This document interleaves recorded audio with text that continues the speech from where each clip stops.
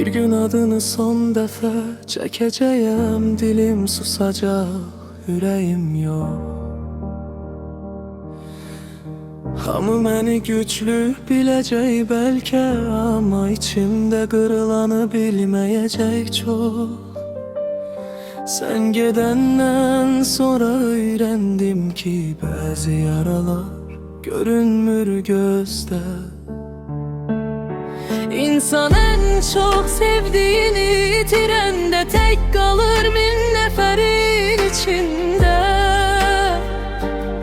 Gözlerim dolur, danışa bilmirəm, sen yoksan ama izin benimle.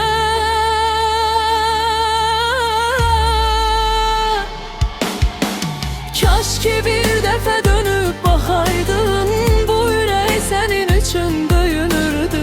Sen bir ömürlük hatire oldun, ben ise yarımçıq bir ömür kimi qaldım. Kaş ki bir dəfə dönüp baxaydın, adın hələ də içimdə yanır. Sen bir ömürlük hatire oldun, ben səni hələ də saxlayıram. Geceler adını demirəm artıq, amma hər duamda gizlənirsən. Səni unutmağa çalışdıkça yenidən ürəyimə qayıdırsan.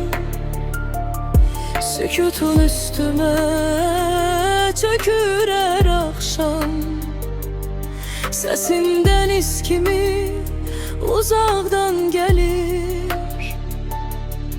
Əgər sevgi həqiqətən ölmürsə,